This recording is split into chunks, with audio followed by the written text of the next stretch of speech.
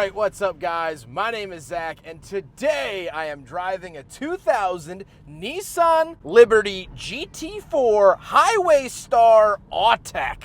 Up front is a 2.0 liter turbocharged inline 4, and down below is a 4-speed automatic transmission. Now, I am super excited to be driving this Liberty for many reasons. I will not be re-saying that full name, but this is a really cool minivan. We, of course, did not get these in the States. This was for Japan, and it essentially is a Nissan Pulsar GTI-R, but in minivan fashion. It is all-wheel drive, it is the SR20 DET, and it is a hoot and a half. So today, we're going to be taking a look at the Liberty Highway Star GT4 Autech. But if you'd like to submit your own vehicle and have it reviewed here on the channel, you can head on over to my website, zackpradel.com/submit. It's a quick and easy submission form. It takes under a minute to fill out, and I come out to you. And if you'd like to see all my videos weeks or sometimes months in advance, you can head on over to my Patreon for only $5 a month. Last but not least, huge thank you to the import guys here in North Washington for letting me borrow their Nissan Liberty van today. They have awesome, really unique, really cool inventory that is just like a candy store, so please go check them out with the information down in the description below. But let's get back to that 2.0 liter turbo under the hood. As I mentioned, it is an SR20 DET, and this was found in vehicles like the Nissan Silvia, the Pulsar GTI-R. Here in the States, we got this in a non-turbo vehicle like the Infiniti G20, and so it really is a turbocharged version of a somewhat economy dual cam engine. The SR20 is a pretty good engine. It's very well known. A lot of people swap them into like Nissan 240s here, because here in the States we got the KA. They swap in the better 2-liter turbo, things like that. And it's just really cool to be driving an SR20 minivan. I mean, how many people in the world get to say that? Here we go.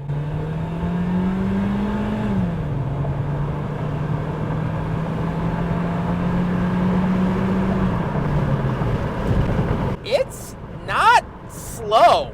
Like, it's not fast either. I wouldn't say like, oh, this is gonna, run your Skyline GTR off the road. But it has way more pep and way more kick than this thing ever deserves to need. Now, like I said, paired to it is a 4-speed automatic, and honestly, that's the only crutch of the entire drivetrain. It's a little lazy. It's late 90s automatic technology, so if you've ever driven a 99 Camry, you know what's up. It's the same as all of those transmissions. It's uninteresting, but it does the job, and I wish this was a manual minivan. That just would have set the cool meter over the top. Last but not least, this is an all-wheel drive minivan, so very cool in that regard, and I'm sure this gave the Previa a run for its money back in the day. So how does it feel to drive the Liberty Highway Star GT4 Autech? It's great.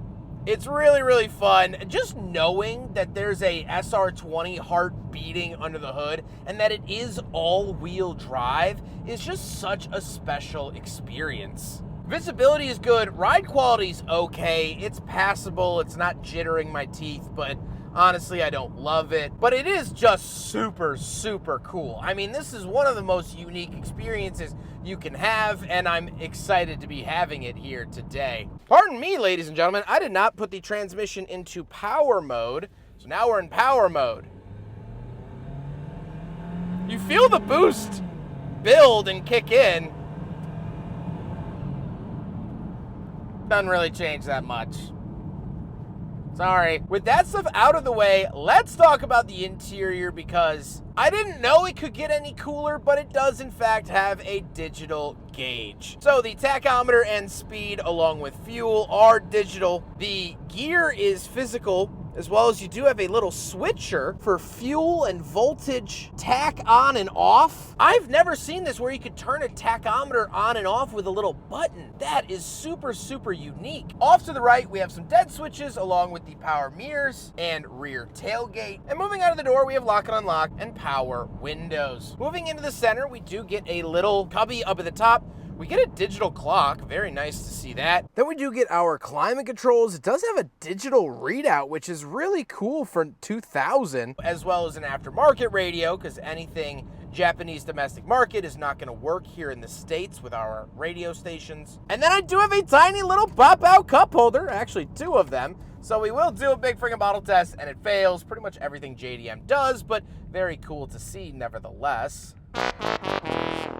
Cigarette lighter, ashtray, and a big cubby down at the very bottom. Now we don't get any center console or anything like that. And the seats have this nice cloth to them. They're cozy, they're comfy, and exactly what I would expect out of a Japanese domestic market vehicle. However, speaking of seats, we do have 2 more rows of seating. So let's go do some backseat reviews. So it does have sliding doors.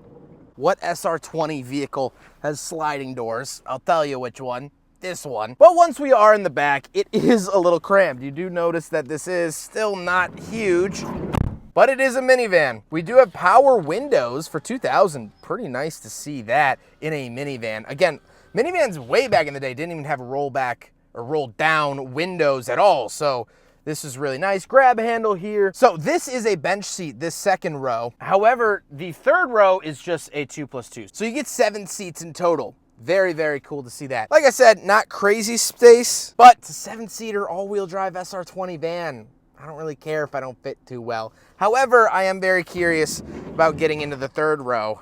And yes, you'll hear me say that it's cool to be in the third row of an SR20 all-wheel drive vehicle. All right, so there's a button here. Okay, that just lowers the armrest. That helps me 0%. So the whole bench slides. That's a good sign. Oh, pull tab here. Nope. Does that do anything? Oh, yes it does. It goes forward. Can I bring this forward anymore? Okay. This is going to be tight, but it's not meant for my bodacious American body, and that's okay. I'm okay with that. Oh, boy.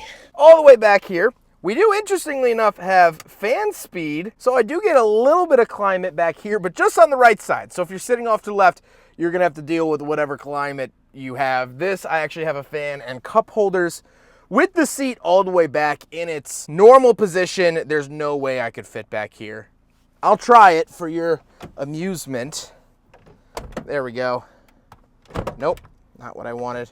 All right, I can't move the whole bench back. So it's actually comfortable like this, but this bench is actually touching the front row, so that wouldn't be too great. I guess you could find a middle ground and make it work. But again, it's just nice to have a little bit more space than the MPVs that were popular. And again, all-wheel drive SR20 DET. I'm gonna keep saying it because it's still cool.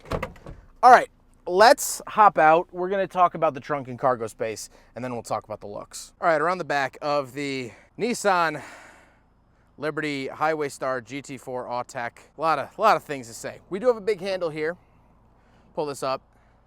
And as you can see, not a whole ton of space because of that third row. Now we can come down here and we do have some storage options down at the bottom. We do get a very Japanese sticker. And we have this lever that I assume, oh, that actually folds that up. That was unexpected. I guess pull this lever maybe? All right, that doesn't do anything. There's something here. There we go. Okay, so that actually opens up the storage space more, and then the bottom of the seat actually becomes a stopper for any cargo. Very, very cool. So this strap, you then pull back up, put this down. I hit the lever, and then it folded forward. So then, come back to here. There we go. Now it's flat. Man, the options you have here, you can just do whatever you want. So very, very cool. That is the storage space around the back of this van. Now we got to talk about the looks. And I have to say, it's not as crazy as I thought it was going to look, but Nissan of this era was a pretty subtle designed company. And it is the Autech. Autech was a Nissan upfitter at the time, and so they would actually fit on some like wings and cooler bits. This is also sitting on Nissan R32 GTR wheels. So these are not the original wheels, but I think they look killer, and they're from Nissan in the right era. Overall, it's just a really interesting looking minivan. It does kind of look like the first gen Odyssey a little bit, but maybe that's because I just saw one, so it's cool. It's cool. With all of that being said, let's get on to my final thoughts. What do I think driving the Nissan, oh God.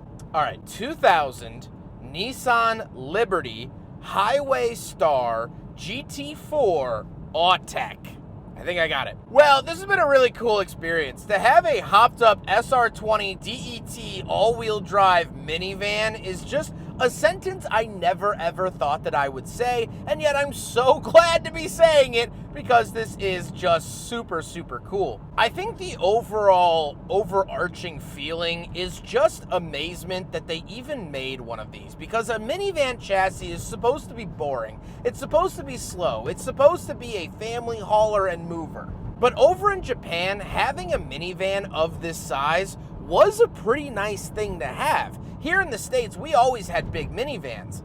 But over there, they had a lot of MPVs, which were basically car chassis that they either shoved 6 seats in or even 7 or 8, and they squeezed a third row in. They were these tiny little people movers. So having something bigger like this was really nice, and over there, they didn't get the V6s that we got in our Chrysler Town and Country, the Toyota Sienna, the Honda Odyssey. And so they used what they had. Nissan was producing sports cars with the SR20. It was an engine that made more power than other engines. And so they chucked that into a minivan and said, you know what? Let's make something flippin' cool. And they made something flippin' cool.